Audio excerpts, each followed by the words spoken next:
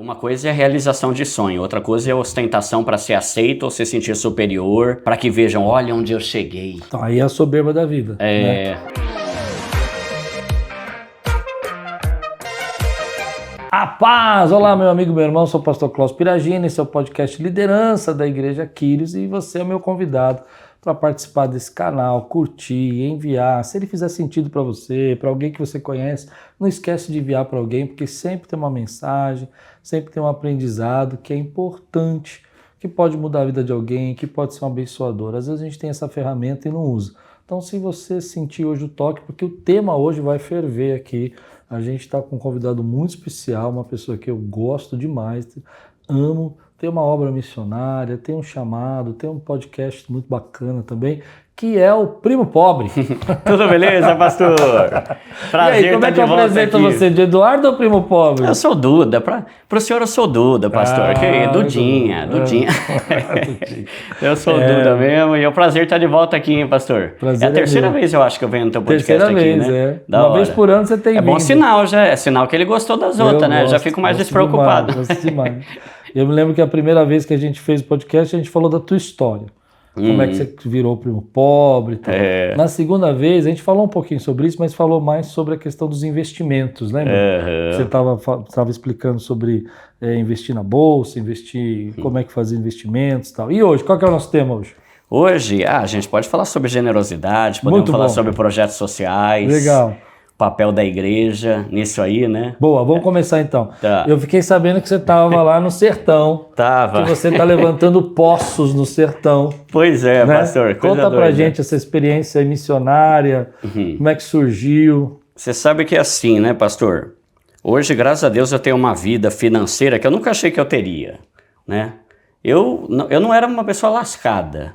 Eu era uma pessoa pobre organizada, né? Eu era um pobre organizadinho, que é um pobre organizado, né? Pobre é o cara que não é rico, mas também não tá lascado nas dívidas, né? Entendi. Então eu era o cara que era o CLTzão, ganhava 3 mil ali reais por mês, tinha um apartamentinho financiado, um carrinho usado, mas não tinha dívida, nunca tinha feito um empréstimo, nunca usei limite, cheque especial, né? E isso para mim já era uma grande conquista, porque é raro você ver uma pessoa que tem um salário mais baixo e não tá toda endividada, né? Sim. Mas eu tinha expectativa de que eu mudaria de vida, mas hoje Deus me colocou numa posição assim muito boa financeiramente e sem nenhuma demagogia, né, pastor? Cara, é melhor dar do que receber. Amém. É muito melhor. E só quem faz isso percebe que é. Quem só ouve e fala, duvido, nem a pau que é melhor, ganhar dinheiro é muito melhor. Sim, sim. Só que quando você faz pelos outros, quando você doa, quando você entrega, quando você se doa, inclusive, né, que não é só sobre dinheiro, mas é sobre tempo, sobre a vida, né, de modo geral, é muito prazeroso isso.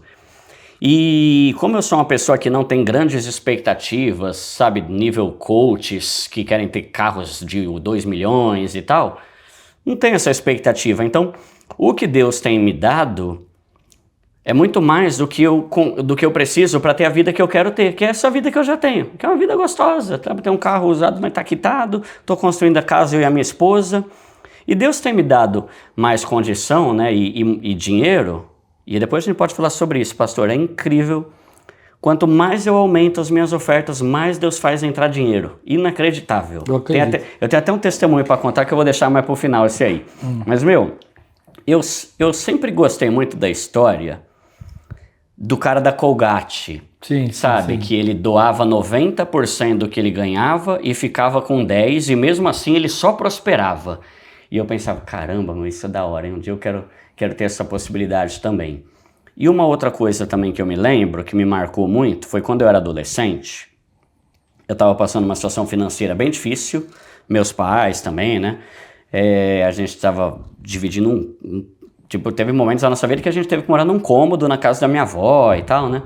Porque a gente estava passando bastante dificuldade. E era uma fase que eu passei, que eu era doido para ir em acampamento dos adolescentes da igreja, e eu não tinha dinheiro. E aí, eu lembro que eu tentava fazer minhas coisas, entregava panfleto de cabeleireiro, de pizzaria para a gente tentar juntar o dinheiro, né? E me faltava uma grana para completar o acampamento. E eu tava doido para ir, né? Aí eu fui a pessoa daquele típico testemunho, né? que era tipo assim, eu tava na igreja orando, Deus me ajuda, pai, eu quero tanto ir no acampamento. E eu não tinha falado para ninguém. E aí chegou uma irmã da minha igreja e ela me deu um envelope. E ela falou, Dudinha, senti no coração de te dar esse envelope. E não era o valor do acampamento, era o valor que faltava pro acampamento, sabe? Porque ela poderia ter falado, deixa eu pagar o acampamento. Só que, tipo assim, sei lá, o acampamento era R$220 e faltava 110. Era 110 que tava lá sem ninguém saber que era isso que faltava, né? Que era a prova de que Deus estava fazendo. E aí eu lembro que aquele dia eu fiquei mal emocionado, orei, chorei. Mas eu lembro que eu falei, Deus, eu te agradeço por isso. E a gente sempre ouve testemunho assim, né?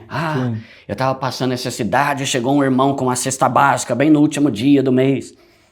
Mas eu falei naquela vez, né? Eu falei, Deus, eu te louvo por esse envelope, mas eu quero ser a pessoa do envelope.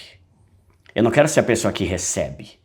Não que seja, sabe, glória a Deus, aleluia, Deus está super, está mandando um maná. Cada um tem a sua fase naquele momento, mas não podemos ficar sempre sendo sempre ser eu falei, eu quero ser o do envelope um dia. E hoje eu tenho esse privilégio de ser a pessoa do envelope.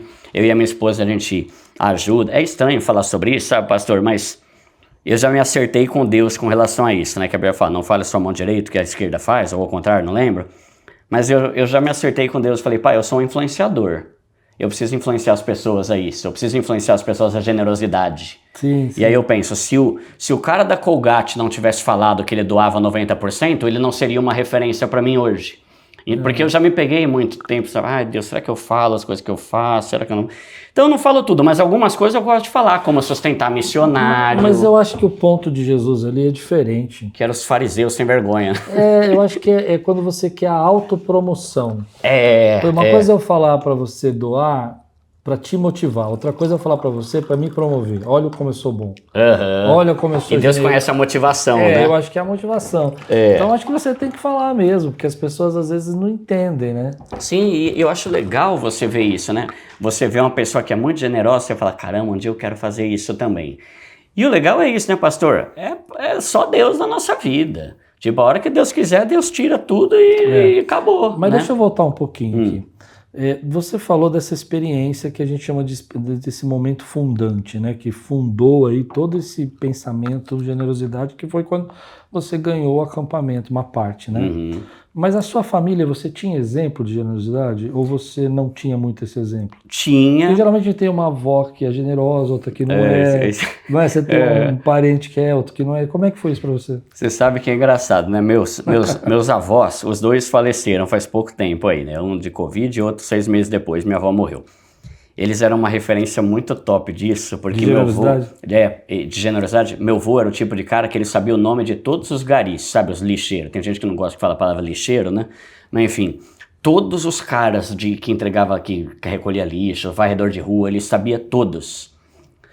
E ele escrevia carta, meu avô era poeta, né? Ele tinha a máquina de escrever dele até os 80 e poucos anos que ele morreu. Ele escrevia carta com um envelope, né? Colocava dentro do envelope com um dinheirinho e uma cartinha para cada gari, né? E às vezes, eu vou ser bem sincero, pastor, às vezes a generosidade dele me incomodava. Porque, por exemplo, tinha 2 caras, mano, que até hoje esse cara vai lá para ficar pedindo coisa e chegou uma hora que irrita, sabe? Mas meu avô não se irritava. Só que às vezes você começa a pensar, pô, esses caras tá querendo montar em cima do meu avô já, né? Mas meu avô dava, eu não tava nem aí. Então, às vezes eu pensava, mano, vou falar pro meu avô parar de dar dinheiro pra esses caras aí. Só que aí Deus fala, não, deixa ele dar, não é teu dinheiro, deixa ele dar. Então, ele era tão generoso, sabe? Que foi uma referência pra mim. E como eu já nasci num berço cristão, eu sempre tive um pouco dessa referência de que, até pela leitura da Bíblia, né? Tipo, a gente...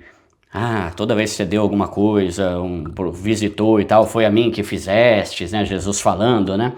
Então, é interessante porque mesmo quando eu era novo, na época que eu era office boy e tal, eu sempre dei o meu dízimo e eu sempre pegava uma parte do que eu ganhava, por mais que fosse uma merreca, né? Meu primeiro salário foi R$365, eu acho. Eu separava uma merrequinha todo mês, e no final do ano eu comprava uma bicicleta usada para os meninos que moravam na favelinha perto da minha casa. E aí entra um ponto importante, que é uma frase que eu até falo no meu livro, né? Generosidade não é coisa de rico, generosidade é coisa de gente. E principalmente para nós cristãos, a gente tem que ser um exemplo com relação a isso. E aí eu acho interessante também, porque eu estava lendo hoje, inclusive, por coincidência ou não, a parábola, né? Nem parábola, né? Mas a passagem da oferta da viúva pobre. E eu estava meditando lá, né? E estava pensando... lembrei porque que eu fui ler esse livro, eu fui ler essa passagem. Porque eu acabei de ler um livro do Davi Lago, que chama Um Dia Sem Reclamar. Sim. É muito bom. E ele tem um trecho lá do livro que ele fala sobre a viúva, e ele comenta uma coisa que é meio óbvia, mas eu nem tinha reparado. Viúva era uma mulher pobre, totalmente desamparada, numa época que não tinha aposentadoria, não tinha INSS, não tinha nada. Ou seja, a mulher era uma viúva, era extremamente pobre, ela deu as 2 moedinhas dela. E aí talvez o pessoal lá tirou um barato, merreca do caramba, por que essa velha aí tá fazendo isso, né? Eu imagino, né, os fariseus criticando, né? E Jesus vai lá e fala, cara, não tem nada a ver com isso, não é valor que me impressiona, é o coração, é o amor, é a generosidade. E aí, parando para fazer uma análise, o que eu fazia naquela época, quando eu era office boy e juntava R$10 por mês para comprar uma bicicletinha, há 20 e poucos, 30 anos atrás, era muito mais difícil do que o que eu faço hoje. Hoje o que eu faço é mais impressionante. Caramba, Duda, você cavou 10 poços só no mês passado. Caramba, Duda, você está construindo uma escola em Angola. Só que tudo isso é de um dinheiro que não vai me fazer falta nenhuma. Aqueles R$10 da trás fazia falta para um office boy que tem que pagar a faculdade e tal, né? Então eu acho interessante lembrar isso, né? Que tem gente que fala, quando eu enriquecer eu vou ser generoso pra caramba. Não vai. Não vai, filho, não vai. Se tu é avarento agora, lá na frente você vai ser a mesma coisa, né? Então... eu acho que uma das coisas que você falou, que eu estava lendo recentemente um livro de um rabino, não sei se você conhece ele, o Daniel Lapin. Não. Ele é um rabino e ele escreveu um livro chamado Os 10 Mandamentos das Finanças, né? Tá. E a ideia dele é mostrar como o judeu, né, o judaísmo ensina sobre a finança, né? E ele tem um capítulo só sobre generosidade. E ele fala assim, que uma das coisas que o judeu entende é que se ele não for generoso, ele não pode receber mais. Interessante isso, né? Então na cabeça dele é o seguinte, o ato de eu ser generoso, claro, ele vai entender isso de uma forma meio mística, assim, né? Não é a gente que a gente pensa como evangélico, mas ele diz assim, que o ato de eu ser generoso permite que eu receba mais para continuar sendo generoso. Interessante, né? E eu fiquei pensando nisso, porque eu tenho uma frase que eu uso aqui na igreja, que a gente é a resposta da oração de alguém, né? Então você foi lá abrir um poço, 10 poços, lá no sertão. Alguém orou. Falou, Deus, me ajuda a abrir um poço. E aí Deus procura alguém. Falou assim, quem tem um coração que eu posso derramar para responder a oração dessa pessoa? Né? E a resposta da oração dele não é um anjo que vai cavar o poço. É alguém com um coração generoso que vai doar o poço. Boa. Então eu entendo muito isso, que quando eu sou generoso... Agora, eu confesso que às vezes a gente, como cristão, a gente tem uma dificuldade com a relação à generosidade, né? Porque as pessoas pensam assim, bom, eu já sou um dizimista. Então, se eu sou um dizimista... Já fiz minha parte. Tá pago. Não é? Já dei meu dízimo, né? Agora, a generosidade, ela vai além do dízimo, né? Ela vai da oferta, ela vai do coração quebrantado, né? E aí é mais difícil, eu acho. E dentro da primeira frase que você falou lá dos judeus, né? Eu lembro de alguma vez eu ouvi alguém falando alguma coisa assim. Deus não te dá roupa nova porque não cabe no teu armário. Tipo assim, né? A pessoa acumula tanto e não dá nada pra ninguém que não tem nem como Deus dar coisa nova pra pessoa, de tão acumuladora que ela é muitas vezes, né? E esse ponto aí é importante. E eu acho que o mais legal, né, pastor, é a gente pensar que Deus foi generoso a ponto de dar o filho, né? Eu gosto sempre de fazer aquele paralelo, né? De João 3,16 com 1 João 3,16, né? João 3,16 vai falar... Deus amou o mundo de tal maneira que deu o filho dele. Caramba, não é qualquer um que dá o filho. Você não daria seu... Sim, você daria seu filho por mim, pastor? Não. Caramba, não tô valendo nada aqui mesmo. Não tá não. Deixa minha filha quietinha ali. Aí João 3,16 fala, ele amou o mundo que deu o filho. Aí você vai para 1 João 3,16 e fala, como é que você fala que você ama teu próximo se você tá vendo o cara passar frio, você não dá nem uma blusa? Tá passando fome, você não dá nem 1 quilo de um saco de arroz. Vai trabalhar, vagabundo. Quem mandou votar no partido X ou Y, né? Tem muita gente que usa esse tipo de mentalidade quando eu vou ajudar lá no sertão. Eu vou ajudar lá no sertão, eu falo, galera, hoje eu doei aqui, ó, graças a Deus, 1.000 cestas básicas aqui no sertão. Tem que morrer de fome esse povo que não sabe votar. Caramba, povo ruim do coração, né? Então, e é crente às vezes, né? É o presbítero da igreja. Misericórdia. Então, se a gente for analisar, né? Cara, Deus não tá falando dar um monte de coisa, dar o teu filho, dar tudo que você tem. Cara, visita alguém, velho. Cuida dos órfãos da viúva, que é a verdadeira religião, né? Aí esse versículo é fogo, né? Qual foi a última vez que eu, como cristão, fui visitar os órfãos e as viúvas, né? Ou você que está em casa. Caramba, é isso que é a verdadeira religião, né? Então, eu acho que o evangelho, ele tem muito a ver com projeto social, ele tem muito a ver com amar e cuidar, né? Sim, mas sabe uma coisa que eu fiquei pensando, você estava falando? Todos os livros que eu já li sobre finanças, por exemplo... Tem vários, eu poderia citar alguns, você já leu vários que eu já vi também no seu podcast. Geralmente, não cristãos, não estou falando só cristãos. Não é cristão, eu até entendo, né? Mas a maioria dos livros de finanças que a gente lê, eles têm um capítulo só sobre generosidade. Né? Se você pegar, assim, por exemplo, Anthony Robbins, que tem um livro enorme sobre dinheiro, capítulo inteiro de generosidade. Esse que eu li agora do Rabino, lá, os 10 mandamentos do dinheiro, né? Na visão judaica, né? No capítulo de generosidade. Você pegar vários, e eu acho interessante como a gente, né, como cristão, que foi ensinado pela palavra, que tem tantos textos falando, tem muitos cristãos que não conseguem doar nada. Sim. Não faz sentido, parece que é uma coisa, um bloqueio, né? Aí você pega um cara lá que não tem nada a ver com Deus, com Bíblia, nem nada. Fazendo coisa pra caramba. E o cara falou, não, nós temos que ser generosos. Né? Eu me lembro que o Anthony Robbins contou uma experiência, né, que o sonho dele era dar 1 milhão de cestas básicas, né? Caramba. E ele dá 1 milhão de cestas básicas por ano, né? Maluco. Você imaginou o que é isso, né? E aí ele falou que isso aconteceu porque um dia ele estava passando dificuldade, necessidade, e ele estava desesperado, e era dia de ação de graça, e um cara bateu na porta dele e trouxe uma ceia de ação de graça para ele. O pai falou orgulhoso, falou que não precisava, que eles não estavam precisando. E o pai falou, eu sei que você, o dono, né, o doador, né? Eu sei que você está precisando e nós vamos doar. E aí eles comeram aquela ceia e aquilo mudou a mentalidade dele. Você vê, um ato, né? E é difícil isso, né? Mas sabe uma coisa que eu penso também? Vou comentar um negócio que eu vi de um livro que está ali, que eu não sei se o senhor está lendo, que é o mesmo de sempre do Morgan Housel. Eu tô lendo. Eu gosto muito desse cara. Eu gosto também. Puxa, tudo que ele escreve eu acho bom, meu. Tem o novo dele, A Arte de Gastar Dinheiro. É muito bom também. Eu comprei, mas é o próximo.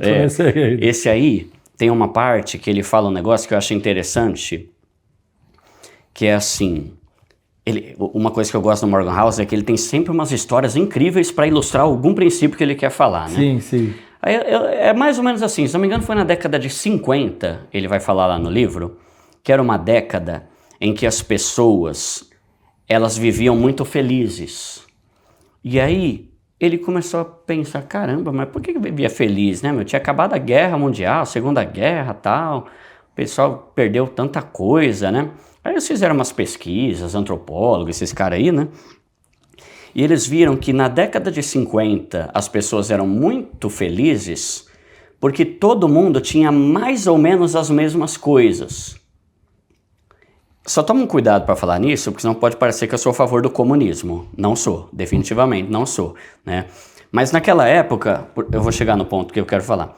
Tipo assim, eles olhavam pro lado esquerdo, ele tinha o vizinho que tinha uma casinha e talvez um carrinho e uma TV, sei lá.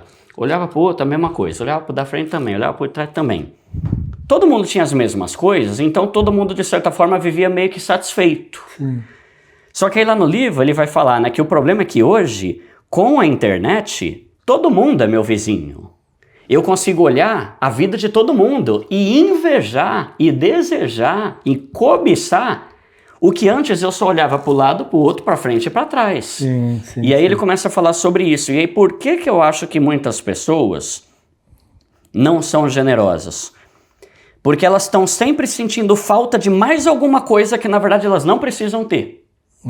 Tipo assim, ai Deus, eu queria ajudar lá no posto, mas o senhor sabe que o iPhone 17 é algo necessário na minha vida. Aí ele compra o iPhone 17. pai, eu queria muito ajudar lá no projeto lá que o pessoal da Kyrios está fazendo.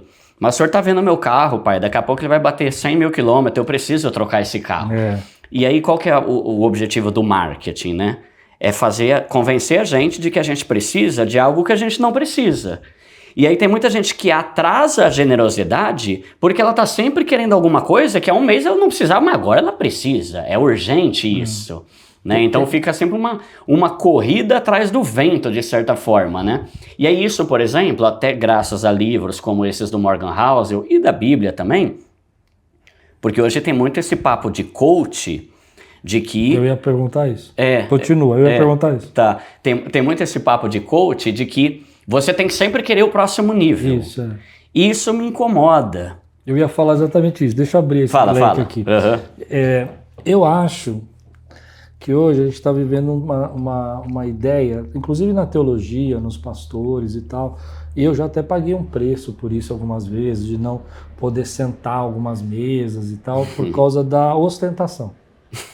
Não tinha um Rolex? Não tinha um Rolex de 500 mil para sentar na mesa, ou sei lá, um tênis de 10 mil reais, né?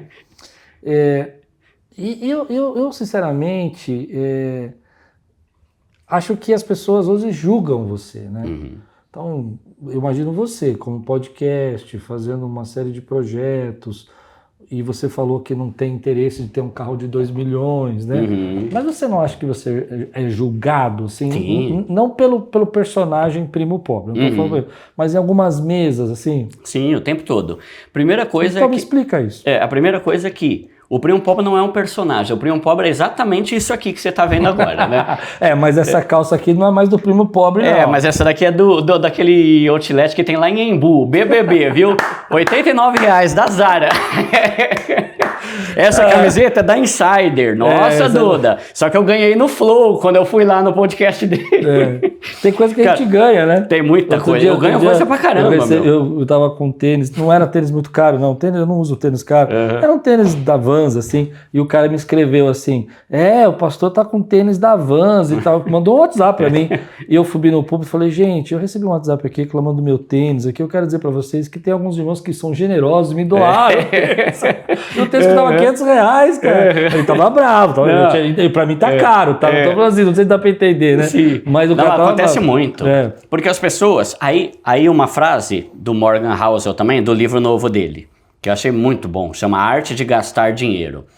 É legal, não é arte de ganhar, é arte de gastar. Né? Aí ele fala uma coisa assim... Esse é o novo dele agora. É o novo, ele saiu faz uns 2 meses. Eu comprei, mas eu comprei, não li ainda. Tá, ele fala uma coisa assim, é um sinal de grande imaturidade achar que todo mundo tem que gastar dinheiro da forma que você acha que eles têm que gastar. Puxa, isso é verdade. E também é um sinal de imaturidade, aí o outro lado, achar que as pessoas não podem gostar daquilo que você não gosta.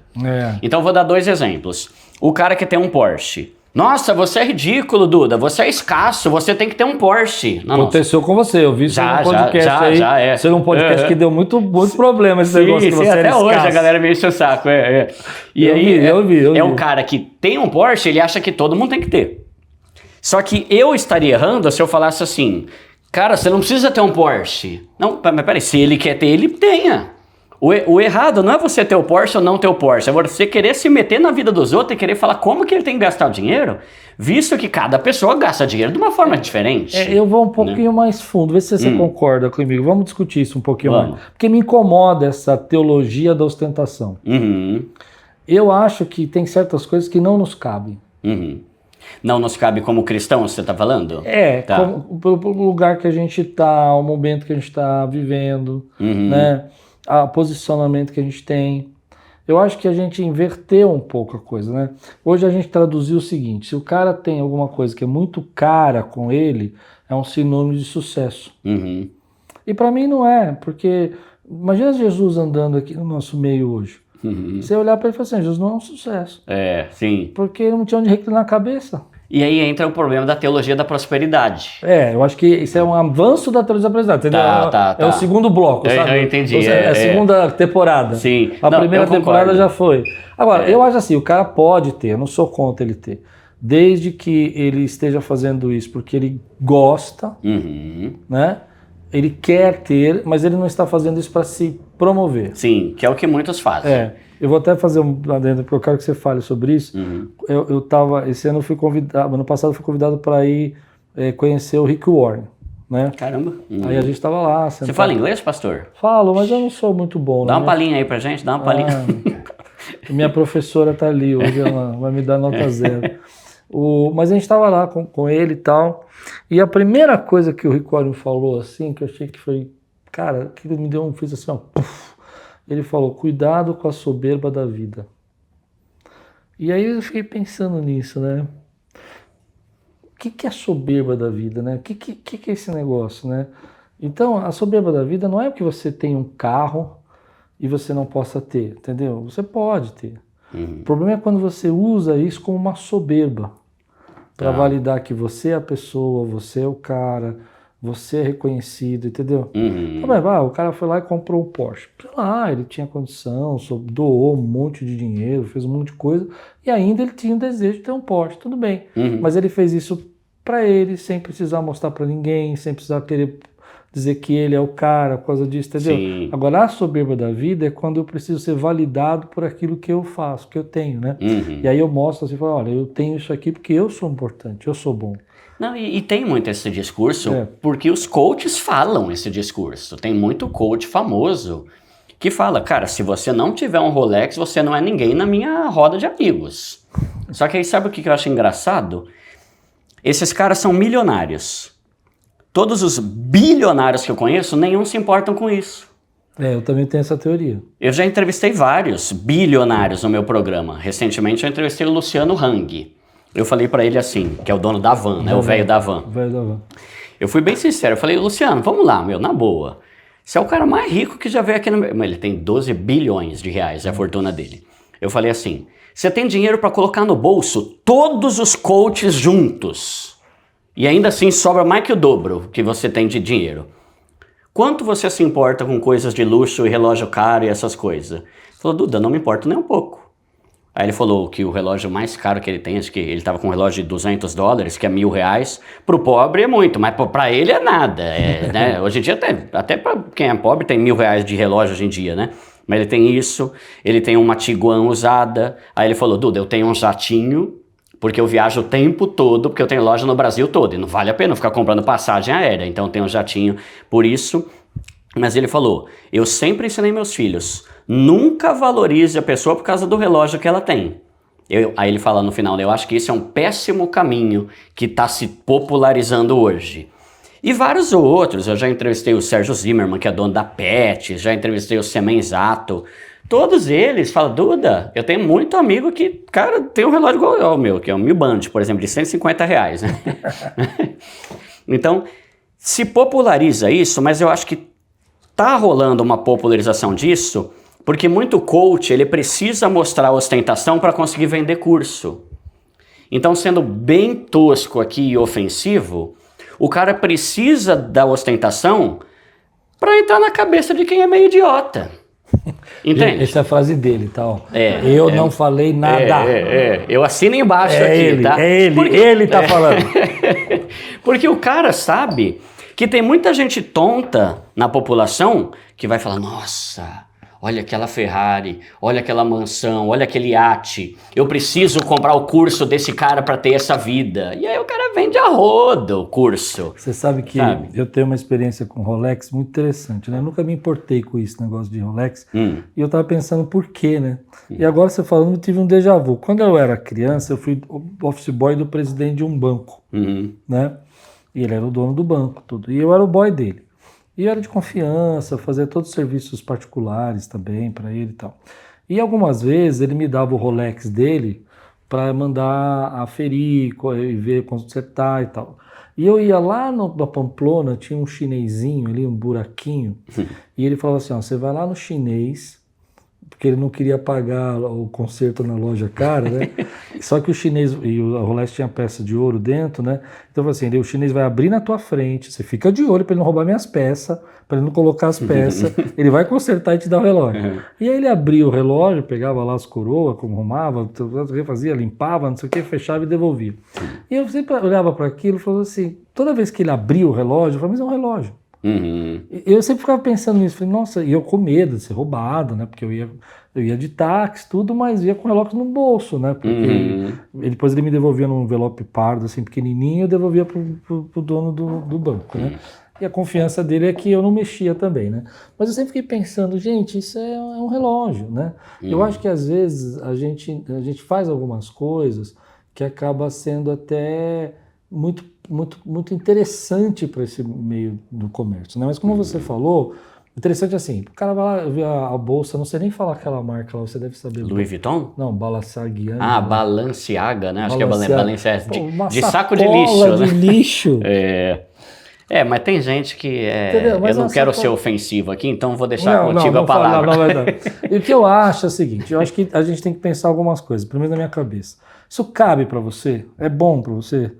Agora, então se isso não faz bem para você, tudo bem. Desde que você não faça isso para achar que você é superior aos outros. Acho que esse é o ponto.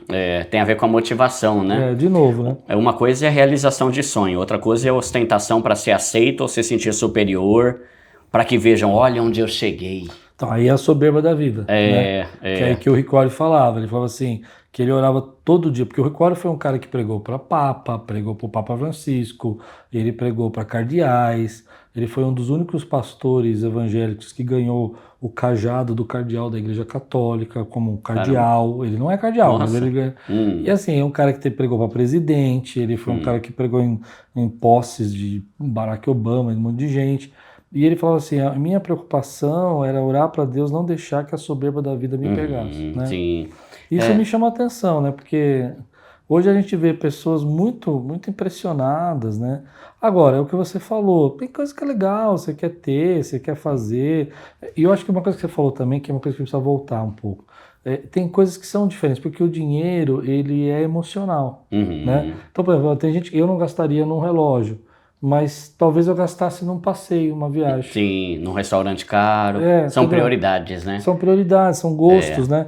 Então o dinheiro é muito emocional. A gente tem muito esse negócio do uso do dinheiro para emoção. Por exemplo, tem gente que falaria para mim, não, eu jamais pagaria num carro um valor desse.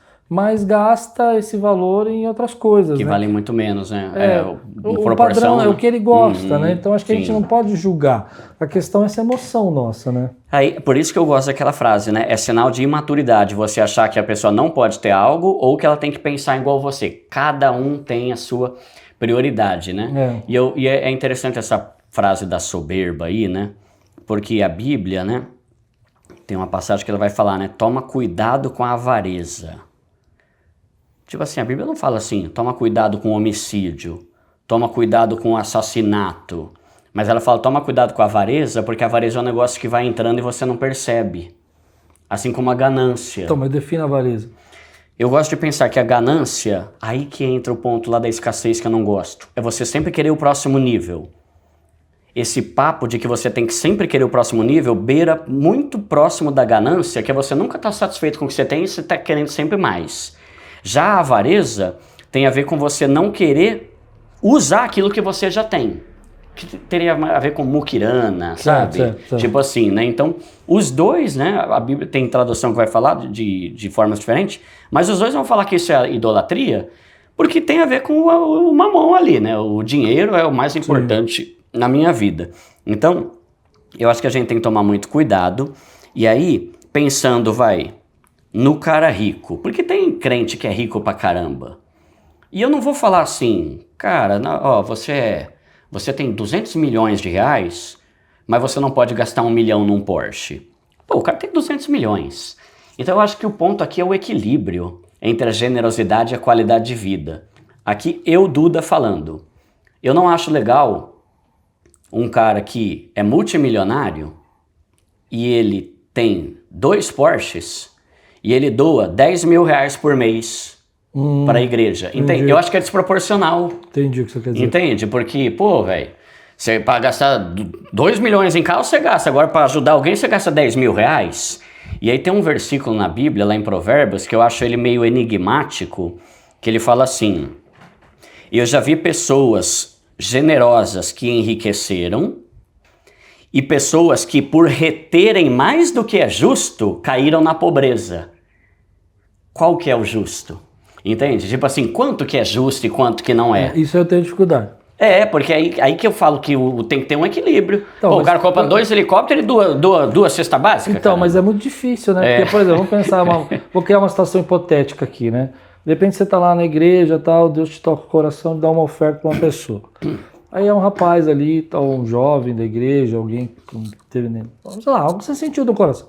Aí você levanta e dá uma oferta. Aí você, como é que você vai escolher essa oferta, né? Às vezes eu penso nisso, sabe? Tipo, porque, por exemplo, se você pensar na oferta, que seria uma oferta para você, para ele talvez seja o dinheiro do... Não dá para medir, né? Como é que faz? Né? Aí eu tenho que pedir para Deus às vezes dar o valor, né? Porque fala aí, seja específico. Porque você fala, não, esse valor para mim é muito pequeno, eu tenho vergonha de dar. Aí o cara fala, não, mas isso aqui é o salário do mês do cara, sei lá, entendeu? Sim. É meio complicado, né? Mas eu acho que Deus vai direcionando, e eu acho que quanto mais perto de Deus a gente tá, mais sensível a gente fica, e mais tendencioso a doar mais do que curtir mais a gente fica. Então, porque Deus é amor. Qual foi uma experiência assim de doação que você teve, que você falou, Deus estava ali? Eu tive algumas, mas eu quero saber a sua. Teve algumas também, e teve algumas que eu acho legal, que é quando confirma no coração da minha esposa. Como, por exemplo, o início do meu canal, foi assim. Eu tinha 3 mil reais de salário, CLT, pegava trenzão, levava marmita, aí quando a gente recebeu um casal de missionário na nossa casa, Deus, logo no dia seguinte, quando eu acordei, Deus me falou, paga uma viagem para eles. Aí eu pensei, caramba, Deus, mas não tem nem para eu viajar, vou pagar para eles, né? Paga uma viagem para eles. E eu senti no coração. Aí quando eu fui falar com a Mayara, ela falou, nossa, amor, ontem quando a gente tava conversando, eu senti a mesma coisa. Então, acontece assim de Deus revelar. Mas normalmente surge numa situação atípica que eu tô fazendo qualquer coisa que seja, e de repente Deus me dá alguma direção. Aconteceu recentemente com uma pessoa da minha igreja, que Deus tocou no meu coração para eu consertar o carro dela que estava quebrado faz um tempo, ela estava sem condição de pagar. E foi uma coisa extremamente óbvia no meu coração, assim, sabe? Sabe quando ele vem e você não tem dúvida? Tem vezes que você fica, será que é Deus ou será que sou eu que estou viajando aqui, né? Porque às vezes a gente fica muito emocionado. Né? E tem gente que não gosta de ser ajudado. Já teve gente que eu ajudei e não gostou. Eu ia te perguntar, teve alguém que você sofreu por ajudar? Tem uma vez eu fui lá, falei, cara, senti no coração aqui de dar 300 reais aí pra você. Não tô pedindo nada não. Por que você tá me dando dinheiro? Não, porque eu senti no coração aí de te abençoar. Oxe, cara, não preciso da tua ajuda não. Eu tenho dinheiro pra viver. E o cara ficou bravo. Ficou bravo. E aí minha esposa falou, ai amor, tá vendo? Não é pra dar dinheiro pra qualquer um. E cara, eu senti. Não, e é engraçado que às vezes Deus fez isso e é um cara cristão. Deus faz isso para quebrar o orgulho do cara, porque tem gente que não aceita receber. Eu tive uma experiência assim, que não foi doação minha, assim, mas foi da igreja, que marcou muito a minha vida. A gente tinha um projeto aqui que levava roupas e coisas que a gente chamava de shopping a céu aberto. Então a gente parava 2 caminhões assim numa comunidade, um caminhão com roupas de mulheres, outro caminhão com roupas de homens, aí dava um dinheirinho falso para eles podiam entrar no caminhão como se fosse uma loja e escolher o tipo de roupa que eles gostavam. Então tinha roupa esportiva, tinha roupa social, então a nossa ideia era dar um pouco mais de cidadania para a pessoa, então mostrar para a pessoa que ela tinha direito de escolha, porque às vezes quando a pessoa ganha uma roupa, não é o estilo dela, não é o tamanho dela, então a gente montava as araras, tinha vários estilos, né? Aí a pessoa, eu gosto de mais esportivo, então ia para aquele canto, aí tinha vários tamanhos, né, e tal. Mas naquele dia aconteceu uma coisa assim sensacional, assim, que a gente não levava coisas que não fossem roupas, eram mais roupas, mas naquele dia a gente levou um carrinho de bebê que nós tínhamos ganhado e levamos uma banheirinha e levamos roupas de criança que nós tínhamos ganhado. Então fizemos isso, mas não estava nos caminhões, estava na calçada e ali parado. E de repente me chega um casal, e isso me quebrou assim totalmente. Os dois viciados em crack, assim, você via nitidamente que eles eram usuários, estavam já cadavéricos, assim, sabe, magros, assim, né? Com uma nenezinha de 9 dias. Nossa. E aí eles descem ali na praça e tal, e a mãe fala, a gente não tem nada para ela. Absolutamente nada. E aí todo mundo que estava com a gente, a igreja estava junto, né? Começou a ficar emocionado. Mas o que vai fazer? Né? Aí uma irmã falou, gente, eu trouxe esse carrinho de bebê aqui que nós ganhamos. Aí a outra falou, eu peguei essa banheirinha. Aí a outra falou, eu tenho essas roupinhas. Aí um irmão falou assim, faz o seguinte, corre lá naquela farmácia ali e compra fralda. E aí aquele casal levou o enxoval inteiro. Deus tinha mandado em pedacinhos espalhados pelos projetos, roupa de bebê, cobertorzinho. Da hora. Cara, mas estava espalhado. Então eles foram pegando as coisas assim e só faltava a fralda. Aí foi buscar a fralda. Cara, e o casal chorava. E a gente começou a chorar e todo mundo chorou ali, porque não tinha como não ver a mão de Deus, sabe? Porque primeiro que não era coisa que a gente costumava levar. E segundo, que estavam espalhados. Então o pessoal falou assim, não, aqui tem uns sapatinhos de bebê. A outra, não, aqui tem... Cara, isso aí marcou demais. Da assim. hora, da hora. E a gente vê a presença, a gente sente a presença de Deus, né? Sim, confirmando, né? Eu tive uma experiência também na minha vida de receber, também que me marcou muito. Foi quando que eu estava eu fui fazer um curso, né, fora, estudar fora. Deus me mandou fazer um curso. Nesse curso, eu fui com $200 para ficar 30 dias estudando liderança no Havaí.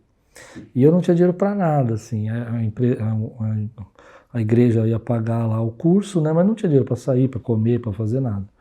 No processo, eu me lembro que a Thalita era pequena e a Laís já era um pouquinho mais velha. E eu falei, puxa, eu queria levar um presentinho, né?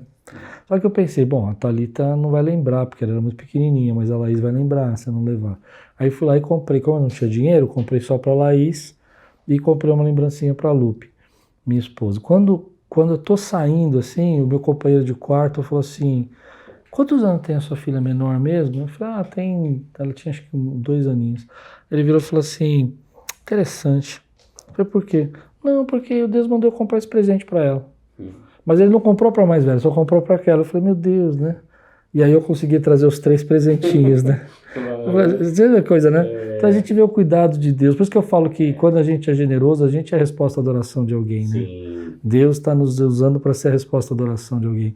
E tem uma frase uma vez que, eu não lembro se eu li no livro ou se foi eu que pensei nessa frase, mas era dentro dessa linha, era uma coisa assim, você pode ser resposta da sua própria oração? Sim. Então cala a boca, filho, vai ajudar, filho, não é orar, né? Porque muitas vezes a gente pode ser resposta. Sim, sim. Deus ajuda aquele cara que tá passando fome. Caramba, velho, você tem dinheiro, vai lá comprar cesta, né? É verdade. Então tem gente que gosta de terceirizar sempre, sim, né? Sim. Levanta alguém para ajudar essa pessoa, né? E a gente pode. E aí uma outra coisa também, né? Por exemplo, vocês também fazem muito trabalho, né? No sertão e tal. É legal pensar que, cara, uma pessoa que doa muito é bom, mas muita pessoa doando pouco, isso é o que supre. Por exemplo, tem alguns missionários que eles falam assim, Duda, eu consigo ser sustentado aqui na África, por exemplo, sei lá, no Senegal, onde tiver, porque eu tenho várias pessoas que só me dão R$20 por mês. E essa pessoa é tão participante quanto uma pessoa que está dando mais dinheiro. Então, não é sobre o valor, é você se dispor a ser usado por Deus com as suas finanças. E Deus honra. Deus faz, né? Eu acho também que o ato de doar é você entregar sem querer controlar. Tá. Esse é um problema que eu vejo muito nos doadores. Eles querem doar, mas eles querem ter o controle, eles querem liderar a doação, eles querem saber... E às vezes não é isso. Claro, algumas vezes você tem que controlar, tal, mas a grande maioria das vezes você tem que confiar naquilo que Deus está fazendo, né? Por exemplo, às vezes você vai ser levado lá para Piauí, levantar um poço e tal. Mas imagina você ficar controlando o que estão fazendo com o poço. Sim. Não funciona. Você quer ser dono, né? Você não quer ser um doador, né? Você quer ser um investidor. Né? Então é ruim. Sócio. Eu aprendi isso, que quando a gente vai fazer uma obra missionária, vai ajudar, a gente doa. Agora, o controle disso é Deus quem vai dar, né? Tem muita gente que quer não, ele quer o controle. Eu não estou falando de prestação de conta, é diferente. Prestar conta é uma coisa, fizemos, construímos e tal. Mas eu vejo que tem muita gente que acha que ele é o dono porque ele doou. Ele adquiriu direitos, né? Direitos. Já viu isso ou não? Já. E é fogo porque às vezes isso gera até um sentimento ruim na vida dos missionários. Sim, sim. Né? Tem muito missionário que fica constrangido a ter que falar tudo o que está fazendo, porque aquela pessoa me sustenta e ela exige que eu dê o feedback. Eu acho que é legal você saber e tal, só que tem gente que gera essa pressão mesmo, uma né? pressão, Cara, né? eu vou te dar aí R$200, mas me fala aí, o que você tá fazendo? Quantas vidas você já salvou? Oxi, né?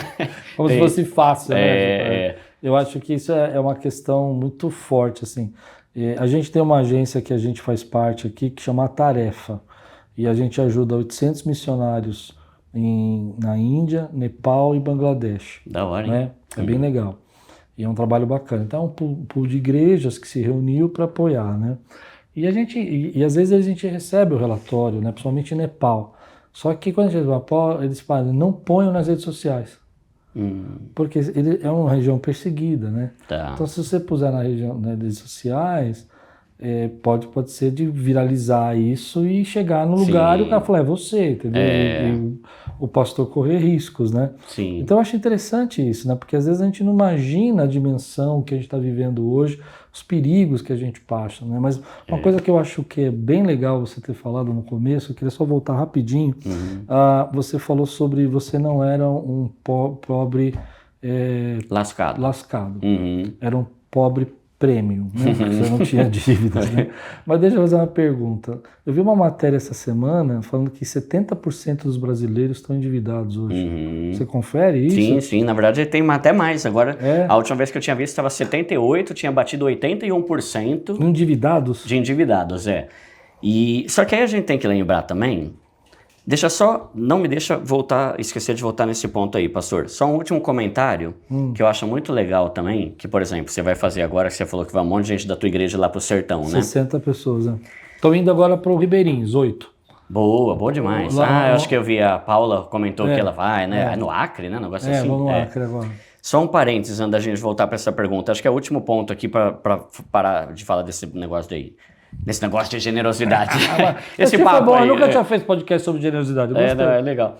Cara, eu acho que assim, tem muita gente que não é generosa porque tá sempre querendo mais, e tem gente que também não é generosa porque ela só vive numa bolha de pessoas que só falam de ostentação. Vai lá pro sertão para você ver se o seu coração não muda. Então eu acho que a pessoa que ela vive na Faria Lima... Cara, eu sou uma mistura, pastor. Tem até um slide que eu vou falar na pregação, na ministração de hoje aí que eu vou fazer, que eu boto uma foto da Faria Lima e uma foto do sertão. Cara, você tem que transitar nesses dois lugares. Porque é legal você estar na Faria Lima, porque lá você tem conhecimento, você tem educação, você tem estudo, você tem instrução, você tem referência de sucesso, de pessoas bem-sucedidas. Só que se você fica andando só nessa bolha, seu coração começa a querer só tênis, relógio, roupa de marca e carro. E quando você vai pro sertão, você começa a pensar, cara, que se lasque, tênis, relógio, carro, vamos trazer água para essa galera. Então é importante a gente transitar nesses dois mundos para que a gente lembre que o mundo não é essa bolha da Vila Olímpia, sei lá, do Itaim Bibi, né? Então, se programe, e eu vou falar, pastor, eu já fui algumas vezes pro sertão. Tem uma coisa que é muito óbvia para mim e para minha esposa. Eu e a minha esposa, a gente foi viajar para Ibiza, que é uma ilha na Espanha. Bonito, top. Só magnata. Show de bola. Ir pro sertão foi 1000 vezes mais marcante do que ir pra Ibiza. Por quê? Por tudo, sabe? Tipo, cara, você vê a realidade, você vê que você pode ajudar, você vê que você tem coisa pra caramba, você vê que você reclama de barriga cheia, sabe? Então, você vê coisas lá que mudam o teu coração. Ibiza me impressiona os olhos, e sertão me mexe com o coração, eu acho, sabe? Então eu acho legal trazer essa reflexão. Faz um projeto social de vez em quando, vai aqui nesses projetos da Igreja Quírios, vai, por exemplo, às vezes a gente faz no Dia das Crianças, a gente vai numa comunidade lá, depois da Brasilândia lá, para entregar brinquedo. Cara, você vê que você não precisa mais de um tênis, você vê que alguém lá não tem nenhum tênis. Então eu acho legal você ter esse equilíbrio, sabe? Eu fui muito marcado quando eu fui para a África, em Moçambique, que eu fui para uma aldeia e a gente estava levantando uma casa lá, construindo uma casa, e a gente vê a necessidade de remédio, a necessidade de, por exemplo, ter a criança ter um remédio para febre e ele não tem, e a gente fica naquela situação assim... Coisas simples e baratas, teve né? um caso para mim que eu peguei um menininho que estava perdido assim com a mãe e tal, e eu vi que a perna dele tinha uma ferida, e tava grande a ferida na perna dele, uma gracinha o menino. E aí eu cheguei perto, fui olhando a ferida, quando eu vi era aquele bicho de mosca que entrou ali dentro. Nossa. E eles não tinham como cuidar disso, né? Eles não tinham como tirar o bicho, sabe? Aí você fala, meu Deus. Aí eu chorei, cara. Aquele dia eu chorei, porque quando você vê uma necessidade nesse ponto, né? Como eu disse, né? É bom ter as coisas, é bom fazer, é bom crescer, né? Mas não deixa isso tomar sua alma. Né? A alma nossa tem que pertencer. É o que Jesus falou, né? Que adianta você ganhar o mundo inteiro e perder sua alma, né? Sim, né? sim. Perder a sua clareza, a sua lucidez, entender que você não é o que você tem, entender que você é um ser criado à imagem e semelhança por Deus, que você é meu irmão, independente da prosperidade, da marca da tua roupa, você é amado por Deus, você é querido por Deus, você foi desejado pelo Senhor, né, ao ponto de entregar o seu filho. Né? Sim, não, isso é incrível, né? Porque tem muito a ver com esse contato, né? Por exemplo, vou fazer uma pergunta. Quantos mendigos você conhece pelo nome? Eu não conheço nenhum. Nem eu. Quantas viúvas que estão abandonadas pelos filhos? Quando a gente conhece, a gente tem muito mais facilidade em doar. Sim. Por exemplo, desde que eu fui pro sertão, eu comecei a fazer doações lá. Antes de ter ido, eu não fazia. Então eu acho importante a gente ter esse contato, e é louco, porque Jesus ele andava com as pessoas mais desprezadas da época, né? E ele tinha um amor por eles, né? Por exemplo, eu lembro que há um tempo, hoje eu infelizmente não estou conseguindo mais ir, mas a gente tem um trabalho de quinta-feira à noite que a gente ia no albergue. E era da hora, meu, porque eu conhecia várias pessoas lá, sabe? E às vezes E você começa a ver de forma diferente o morador de rua. Você começa a ver o drogado de forma diferente. Quando você vai numa casa de recuperação e ouve a história deles, diminui um pouco o seu preconceito e você começa a entender que, caramba, você sofreu na vida, hein, meu? Né? E aí fica mais fácil a gente mostrar ter misericórdia quando a gente entende a situação e vive, mas a gente não vê. Né? Aí o amor de muitos se esfriaria também por causa disso, né? E aí entra naquilo que você falou no começo, né? A gente começa a dizer, o cara é culpado, ele é culpado disso, né? Quem mandou, né? Eu vejo que às vezes eu como pastor tenho tentado ensinar a igreja que a gente tem que tomar muito cuidado com isso, porque às vezes a gente acha que o cara ele virou um drogado porque ele fez uma escolha, né? E às vezes a gente não percebe que o próprio, como ele chama, Morgan Housel, ele conta uma história que eu achei incrível, né? No livro dele ele fala que ele gostava de esquiar e um dia eles foram esquiar e falaram para a mãe dele, tinha caído uma neve lá, a neve estava fofa e ele falou para a mãe dele, um dos meninos, eram dois meninos e uma menina, né? Ele mais dois amigos. E aí eles falaram que eles não iam fora do limite, que eles iam ficar na montanha. Só que aí, garoto, adolescente e tal, viraram e falaram assim, não, vamos para fora. Aí chegaram lá, teve uma avalanche e tal, mas conseguiram sair, foi legal. Quando voltaram, os dois amigos, né, o menino e a menina, viraram para ele e falaram assim, vamos de novo? Ele falou, não vou não. Eu vou pegar o carro e encontro vocês lá, tô carona para voltar. E os dois amigos foram. E aí caiu a avalanche e eles morreram. E aí ele fala uma coisa interessante, ele fala assim, uma decisão, eu não sei porque eu não fui, eu não sei o que me deu. A gente entende que é a graça de Deus, tudo, mas ele falou assim, eu não tenho uma explicação porque eu não fui. Né? E às vezes a gente não entende isso, né? Que às vezes essa decisão que a pessoa toma, às vezes ela não é consciente nem nada, mas fez ela parar nas drogas, fez ela parar na rua, né? E aquilo foi um acúmulo de coisas, né? Mas eu acredito que nós como cristãos, a gente não está lá para julgar o porquê que a pessoa está lá. Nós estamos lá para dizer, Jesus ama você. Jesus ama você. Você ainda é precioso, você tem uma alma, né? Sim. E aí o amor vence, né? Que é a graça de Deus, o amor restaura a vida da pessoa, né? Bom demais. Vai lá, considerações finais. Está chegando no final, Du. Tamo. Ainda você tem uma palestra para dar de 1h30 aqui. É mesmo. Eu fiquei sabendo que a outra vez você fez uma palestra na igreja de um amigo meu, ficou 3 horas. Foi mesmo. Não sei se vão me chamar de novo, né? Pastor Alan, né? É gente boa pra caramba. Acho que é isso, né? O principal é a gente lembrar que generosidade é algo que define ao Senhor. Eu acho que a gente nunca vai conseguir ser mais generoso do que Deus. A gente nunca vai ser melhor que Deus em nada, mas a generosidade, eu gosto muito disso, sabe? Você nunca vai ralar Deus na generosidade, né? Aí o exemplo que eu queria dar, olha que da hora, pastor. Eu fiz uns merchans lá, ganhei uma grana do meu canal, né? Aí eu falei, Deus, eu vou usar esse dinheiro aqui pra cavar poço lá no Nordeste. Aí eu cavei alguns poços, aí logo depois que eu cavei, recebi um e-mail lá, no direct, não lembro como é que foi, alguém falando, Duda, tudo bom? A gente queria saber se você pode vir dar uma palestra aqui na nossa empresa, só que a gente já avisa de antemão que o nosso orçamento é de só 100 mil reais. 100 mil para dar uma palestra. Daí eu falei, nossa, só isso, gente. Mas não dá, né? Não dá. Tá desmerecendo o seu Deixa trabalho, eu ver aqui, né? se eu tenho. Não tenho nada nesse dia, né? Aí fui lá, dei a palestra. Aí com o dinheiro da palestra, eu doei 10 cadeiras de roda motorizadas para crianças que têm limitação física carentes, né? Aí no dia que eu fiz isso, recebi uma mensagem. Olá, Eduardo, tudo bem? A gente é aqui de Florianópolis, eu queria saber se você pode dar 3 palestras aqui e tal. A gente tem um orçamento de 300 mil. Falei, caramba, não é possível. Aí agora eu vou pegar esse dinheiro e a gente vai construir uma escola lá na África. Que legal. Então por que eu tô falando isso? Cara, pra mim é dinheiro. Tipo assim, eu tô aqui com a minha calça do Embu, das Arte, meu tênis de 200 reais, que era o mais barato branco que tinha, que eu gostei. Não ligo pra ostentação. Deus tá mandando dinheiro, eu tô fazendo coisa.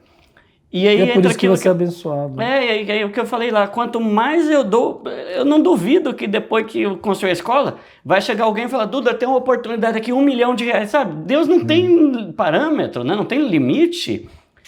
E acho que quando ele vê, não que eu seja bom, misericórdia, sou podre, sou carniça, o verme de Jacó, como fala na Bíblia, né? Um pecador imundo. Mas Deus está vendo que o meu coração está mais no próximo do que em ostentação. E aí eu fico pensando, cara, o céu é o limite, eu não sei o que Deus vai fazer mais, mas quanto mais eu vou fazendo coisas legais, mais Deus vai abrindo portas para eu fazer mais coisas legais. Tem um autor, você já leu o livro que eu vi que você comentou outro dia, Uma Vida Abençoada, do Robert Morris? Ah, sim. Agora ele tá com problema lá, né? Teve um problema, foi acusado, tudo tá preso, né? Mas ele escreveu uma coisa interessante naquele livro, né? Que ele doou um carro e aí Deus deu um outro carro para ele. Aí ele pegou, Deus mandou ele doar a casa dele. Ele doou a casa dele e falou, agora Deus, você não tem como bater isso, né? E Deus deu um avião para ele. E como se Deus falou para ele assim, tá bom, vamos ver. Você nunca vai ganhar de mim, né? Nunca vai ganhar de mim. Ele fala exatamente essa frase, né? Eu acho que essa é uma questão difícil para a nossa cultura brasileira. Porque a nossa cultura brasileira não é de dar, é de receber. A visão que o brasileiro tem é que o mundo é dos espertos, né? E quem é o esperto é quem recebe, não quem dá. O jeitinho brasileiro, né? Esse aqui é o rabino lá, o Daniel Lapin, ele fala que o americano já foi construído numa visão de doação, né? Então, 50% a 52% do americano doa. Eles têm o coração para doar. E às vezes doam para 3, 4, 5 coisas diferentes. Tá, entendeu? Caramba. A gente não tem essa cultura, né? E por isso que eu acho importante que a gente divulgue as coisas que a gente faz dentro da motivação correta, como o senhor falou, né? Tipo, não é para me exibir ou para me sentir... Mas, por exemplo, sabe como foi o primeiro poço que eu cavei lá no Nordeste? Quando eu vi uma divulgação da Igreja Presbiteriana de Pinheiros falando sobre isso. Se eles não tivessem divulgado, não teria sido uma inspiração para eu fazer também. O primeiro poço que eu abri foi na África, mas na mesma situação. Me ligaram, falaram assim, vamos abrir um poço na África. E eu nem conhecia o pastor e tal. E aí juntou 2 igrejas e abriu o poço. Aí depois foram motos, porque os pastores tinham que fazer visita nas aldeias e não tinha modo de locomoção. Aí começamos a doar moto, depois carro. Eu acho que quanto mais você faz, assim, mais Deus vai devolvendo isso para você, né? E sem nenhuma segunda intenção da nossa parte, não, né? Alguns eu nem conhecia. O pessoal ligava, estamos juntando 2, 3 igrejas, você entra, então cada igreja doa tanto, né? Eu lembro de uma vez que na Índia foi muito bacana, porque era pra gente comprar 2 motos. E aí a gente levantou uma oferta aqui na igreja, num domingo só. E a gente levantou 2 motos assim, só que eu ia comprar uma moto e uma igreja ia comprar uma moto. Igrejas diferentes, né? Para dar para 2 pastores na Índia. E a gente levantou aqui o dinheiro de 2 motos. E aí a igreja lá levantou de 2 motos. Eles compraram 4 motos e distribuíram para 4 pastores poder fazer a visita nas aldeias, né? Porque são longe as aldeias, né? Eu fui lá uma vez, a gente acaba andando 1h30 de carro para chegar de uma igreja a outra, né? Então é muito longe. E a gente vê a misericórdia de Deus nisso, né? Agora o tema hoje é interessante, porque eu sempre me pergunto isso, né? Que eu acho que é uma coisa que a gente tem que fazer. Quando é o bastante? Eu não estou falando que a gente não pode ganhar, não pode ser feliz, não pode... Mas quando é o bastante? Né? Quando é o bastante? Porque muita gente fala, não, quando eu chegar em tal lugar, eu vou fazer.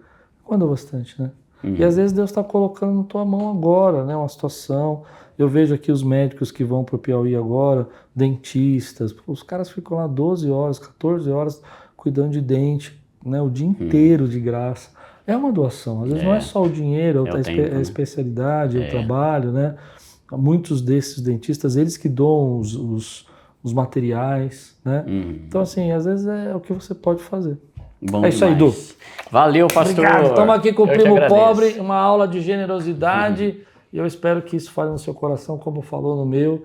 Eu saio daqui com o pensamento, né? Vamos ser generosos. Deus é bom em todo tempo, né? Amém. É isso aí. Valeu, pessoal. Prazer estar aqui mais uma vez, pastor. Amém. E se fez sentido para você, fez para alguém. Manda para alguém aí que vai tocar no coração. Deus abençoe e tudo quanto fizer prosperará. Amém.